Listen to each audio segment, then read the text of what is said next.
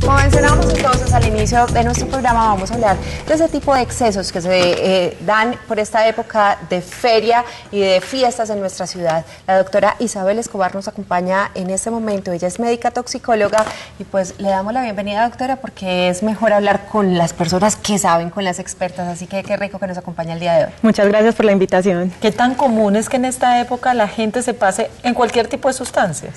Bueno, sí es común los fines de semana habituales sin nada extraordinario. Ahora en la feria, pues tener actividades extraordinarias de diversión, pues se prestan un poco para desfogarse un poquito.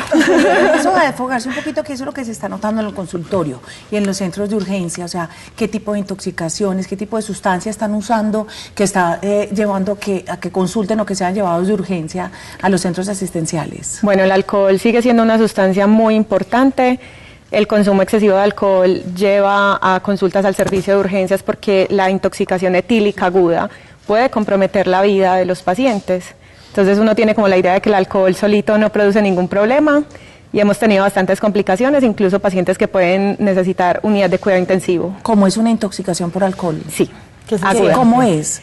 El paciente va perdiendo el control de los reflejos respiratorios, entonces puede dejar de respirar y requerir un soporte. Intubación, ventilación mecánica. Pero tiene que tomar mucho necesariamente para que eso pase. Sí, bastante. ¿Cierto? Entonces, alcohol sigue siendo una causa de consulta. ¿Qué otras sustancias? Una segunda sustancia sería cocaína. Cocaína es una sustancia que en este momento en el medio está bastante abusada, que la combinación con el alcohol de hecho es bastante frecuente, es algo que se está utilizando muchísimo en el medio y que tiene unas implicaciones tanto para el corazón como para el sistema nervioso central que pueden llevar a consultas al servicio de urgencias y hospitalizaciones prolongadas. Nada más este fin de semana, pues uno que acostumbra, no sé, madrugar para hacer sus vueltas, ve la gente de pronto a veces trasnochado, incluso que dice, ay no, tuve muchos excesos esta semana, entonces este fin de semana se lo voy a dedicar al deporte. Y son corriente por ahí enguayabados. ¿Qué incidencia tiene eso o qué efectos tiene en el organismo? Si hablamos específicamente del alcohol, por ejemplo, la persona que en medio del guayabo, lo que conocemos como guayabo, sale a hacer ejercicio, después de haber tomado una excesiva cantidad de licor, el organismo genera más catecolaminas, más adrenalina, noradrenalina. Entonces el corazón, por ejemplo, va un poquito más acelerado de lo normal, la presión arterial está un poquito más elevada de lo normal y el ejercicio como tal ya también hace que estas respuestas fisiológicas se eleven. Por lo tanto, hay un mayor riesgo durante el ejercicio de hacer arritmias cardíacas y de hacer emergencias hipertensivas. Además, por ejemplo, tengo entendido que el alcohol también deshidrata. Además deshidrata, entonces requiere una mayor hidratación durante el proceso del ejercicio, durante la actividad física. Y entonces si se hidratan con energizantes, que y ahora que son tan baratos, son 1.500. Pero peor porque eso acelera todavía ¿Qué efecto más? tiene? Bueno, dos cosas ahí con los energizantes. Uno, mezclarlo con alcohol, que si hay muchas personas que, por ejemplo, tomadores de whisky principalmente, que acompañan el whisky con un energizante que supuestamente da alas. No he visto al primero volando, no sé, pero exacto. Y también al día siguiente con guayabo, tomar energizante de cualquier tipo. Pues empecemos con lo primero que dijiste, que es beber las bebidas energizantes como una sustancia para hidratarse. Y de hecho esta es la forma en la que la están vendiendo incluso en los escenarios deportivos. A mí, por ejemplo, me han ofrecido Red Bull y este tipo de sustancias estando haciendo ejercicio y me toca explicar por qué no debe utilizarse este tipo de sustancias, porque primero que todo no hidratan, tienen una alta carga de carbohidratos que no, pues antes producen el efecto contrario, deshidratan muchísimo más a la persona que está haciendo ejercicio. Y por el otro lado, pues es lo que hablábamos, hay un exceso de catecolaminas que si le damos una sustancia estimulante, pues genera muchísima más taquicardia, hipertensión y por lo tanto puede haber complicaciones graves. O sea, uno le puede dar un infarto ahí. Tranquilamente. Sí, depende mucho de cada persona y muchos podrán decir, bueno, es que yo me he tomado 3, 4, 5 energizantes y no me pasa nada, pero uno nunca sabe cuál es el límite del organismo. O en qué momento sí le va a pasar. Exacto. Es mejor no jugar con eso. Sí. Habíamos hablado cocaína, alcohol. ¿Qué otras sustancias son comunes? Bueno, nos olvidamos un poco de la mezcla que decíamos del alcohol con los energizantes y una de las principales complicaciones es principalmente precisamente eso, que al día siguiente hay más riesgo de un síndrome que se llama el del corazón festivo, y esa es toda esta descarga adrenérgica que genera el corazón ante la presencia de un estimulante es muchísimo más grave. Si hay una persona que tiene, por ejemplo, antecedentes de epilepsia, puede tener más riesgo de convulsionar. Entonces, puede ser delicado. No, pues delicado. Es bien común encontrar en los servicios de urgencias pacientes que llegan incluso inconscientes por la mezcla del licor y la cocaína.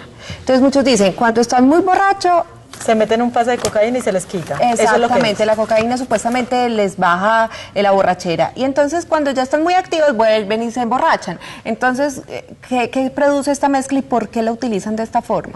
Bueno, entonces son dos sustancias que funcionan de un modo totalmente diferente. Tenemos el alcohol, que es una sustancia depresora por naturaleza, y tenemos la cocaína, que es una sustancia estimulante. Entonces, ¿qué es lo que hacen las personas cuando están empezando a sentir el efecto de la embriaguez? Se dan un primer pase, como lo dicen, de cocaína, que lo que hace es aumentar pues como el estado de alerta. Entonces, ¿realmente es que les baje la alcoholemia como ellos piensan? No, la alcoholemia sigue ahí elevada, y una vez empieza a disminuir nuevamente el efecto de la cocaína, pues vuelven a aparecer los efectos de la embriaguez. Entonces, ¿qué es lo que pasa? Enmascaran un poco la embriaguez y aparece tardíamente todos estos efectos de una alcoholemia mayor de 150 o 200 miligramos por decilitro. Además de Además de los efectos de la cocaína.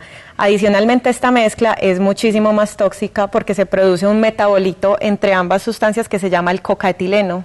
Y esa sustancia tiene mayor riesgo de generar arritmias, convulsiones y de producir también agresividad en la persona. Entonces se presentan más peleas, más altercados entre ellos. Más fácil se ponen también. mucho más El agresivos. borrachito peleador. El peleador. Exacto. Ajá. Ahora, hemos hablado de eso, pero no falta, lo decía Marcia al inicio del programa, la mamá que dice, es que yo veo cuando mi hijo llega a la casa y él llega sanito, él no huele a nada.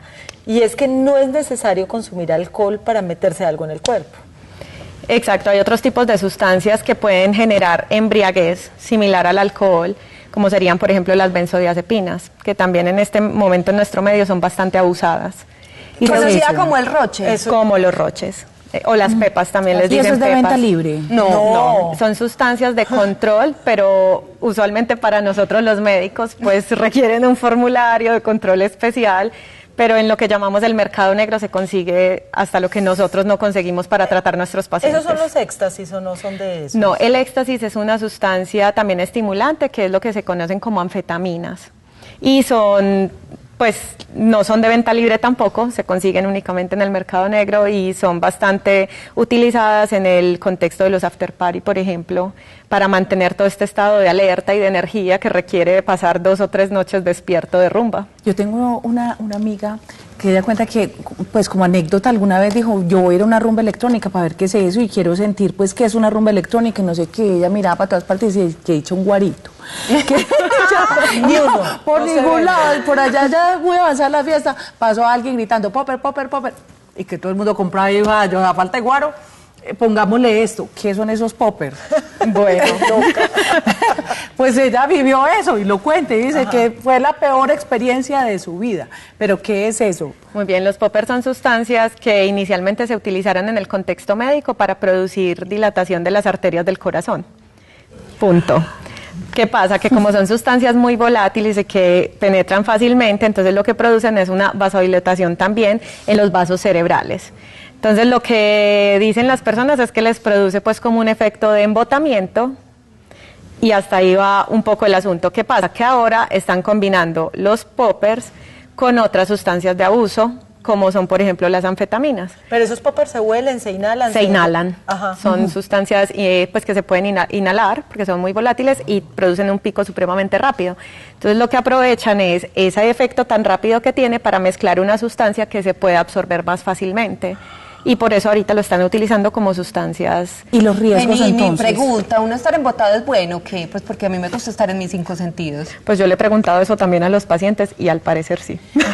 El poder de adicción, porque una cosa es de pronto la emergencia que se pueda generar a raíz de un abuso, a raíz de una sustancia que esté alterada, a raíz de una sensibilidad especial a una sustancia, pero el poder adictivo que tienen estas sustancias también, doctora, ¿cuál es el riesgo? De que alguien diga, voy a probar a ver qué pasa, Y se de que quede se ahí. enganche solamente con esa probadita. El problema está precisamente en que no hay forma de determinar quién tiene como ese factor de riesgo para la dependencia y quién no. cada persona tiene unos contextos de base, ¿cierto? La educación que le dieron en la casa, en el colegio, eso por un lado. Pero todos nacemos con unas características diferentes que son las que establecen la personalidad. Y no todos tenemos la suficiente madurez para determinar hasta qué punto yo sé que puedo controlarme. Entonces, si simplemente se tratara de probar sustancias y ver si me gusta o no me gusta y todos supiéramos que se va a quedar en el punto de probar, bueno, tal vez no habría problema. El problema es que nadie sabe cuándo se va a pasar de ese límite. ¿Los antecedentes genéticos hacen ahí también su marcador en el tema de las adicciones? De algún modo, si yo veo que en mi familia tengo antecedentes en los tíos, los padres, los hermanos, de dependencia a sustancias, alcohol, al cigarrillo, a la cocaína y a muchas otras sustancias, pues exponerme, sé que estoy expuesto a un mayor riesgo comparado con otras personas. Esto porque es muy normal que acá la gente tome de más, la Sí, verdad. claro. Doctora, el tema, últimamente yo noto que hay gente que está consumiendo, es decir, hay más número de personas consumiendo marihuana. No sé si es mi idea, pero uno lo ve en círculos sociales donde antes pues era Incluso como gente a la edad de impensable. uno que va a ponerse a pensar que uno ya está, se va a volver marihuanero. Incluso ya cuando se les llama en diminutivo, eso es mucho cariño, ¿cierto? Ya no es marihuana y no es la marihuana. Y veo mucha gente con el tema, bueno, como ya ahora es terapéutica, como ya está aprobada para ciertas cosas, en fin, ¿qué riesgo tiene consumir con frecuencia la marihuana? Porque dicen que al ser natural eso no tiene ningún efecto adverso. Bueno, pues es uno de los mitos. Realmente la marihuana es una sustancia altamente adictiva y altamente tóxica. Digamos que un consumo puntual una vez en la vida, listo, no tendrá ningún inconveniente, pero en la medida que yo me voy exponiendo progresivamente a esta sustancia, tiene la capacidad de acumularse en el organismo, en el tejido graso y de irse liberando progresivamente. Y asimismo como se libera y se acumula, produce también un daño que es acumulativo, progresivo y que puede terminar en la demencia. Y la Uno ve narguila. que todos empiezan Espera. a hablar así. Sí, ¿por qué? Porque va deteriorando el sistema nervioso central, entonces el organismo se vuelve cada vez más lento y va perdiendo funciones de memoria, de cálculo, de raciocinio. Y las narguilas, las famosas narguilas que también se han puesto de moda. Las narguilas entonces tienen varias características y es que inicialmente eran sustancias únicamente pues con algún tipo de aroma, pero pues en nuestro medio como estamos tan expertos y tan experimentales con muchas cosas, lo que están haciendo ahora es ponerle algún tipo de sustancia que tenga efecto. Entonces puede ir desde marihuana, puede ir desde nicotina hasta cualquier otra sustancia que pueda ser inhalada. Y adicionalmente las narguilas tienen un problema y es que los vapores calientes producen toxicidad directa A los pulmones. Exacto, a los pulmones y a toda la vía respiratoria y pueden producir reacciones inflamatorias graves. ¿Cierto que en el planeta no hay una especie más autodestructiva que la humana? O sea, ¿hay algún animal que se trabe o que Las busque- vacas, ¿no? Vienen comiendo hongos y vienen todas contentas. No, pues, estás relajada. Usted cuando ves una vaca estresada. Pura hierbita. Bendita joven, en serio. O sea, ¿hay alguna especie que se haga tanto daño como Realmente como los no. humanos? Por ejemplo, en las plantas de marihuana, los pájaros no se posan en ellas y tampoco se las comen, únicamente los humanos. Ajá, y es increíble ese poder autodestructivo que tenemos, ¿sí o no? Y se supone que somos los que pensamos. Olguita, qué mal ejemplo estás dando, sinceramente. Tenemos que hablar. Ponerle humor a la vida. Tenemos que hablar. No, ¿saben qué me pasó a mí? Hace mucho tiempo me da hasta vergüenza contarlo. Una vez entré a una discoteca y en la discoteca había una pelada y me dice, ay, ¿usted es la Teleantioquia? No sé qué. Y yo, sí, ¿querés un pase? Y yo, ¿y un pase para qué? ¿Para dónde? Puede ser doble. Yo invito a una amiga. Y desde eso quedó así. Desde eso. Gracias, doctora, por acompañarnos. A ustedes muchas gracias por la invitación.